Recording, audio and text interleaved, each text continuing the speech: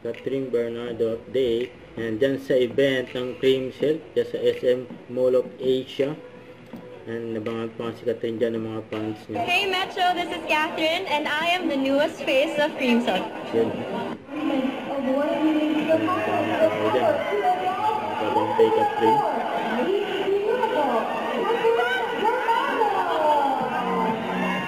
Ayan si Catherine. Ano ba kanina pa dyan nagkabay?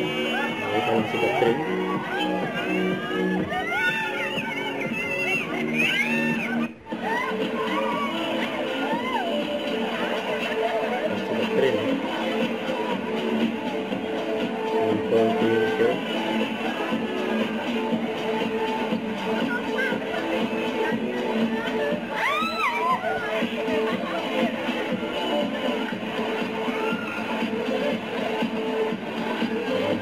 Shake hands to the Catherine.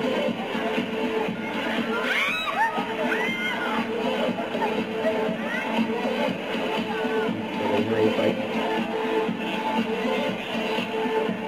Yes, siyempre, bumawala ang teacher Katie with Catherine.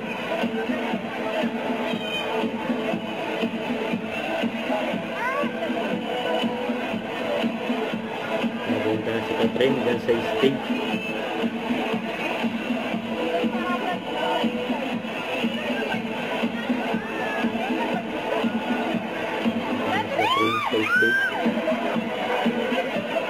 May mga fluorescent one po. Ay intervention.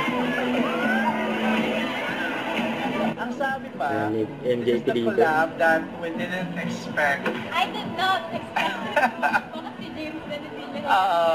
So, Parang it's a crossover of all crossovers. I know. Sinabi ko din sa kanya nung nag-shoot kami for that video and or look test.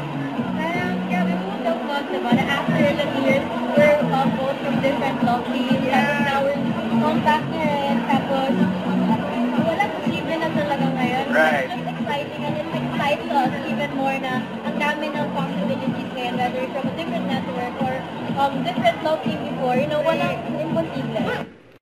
Don't forget to subscribe, click the notification bell for more updates. This is Richard Reaction Vlog. Stay tuned for more videos. See ya.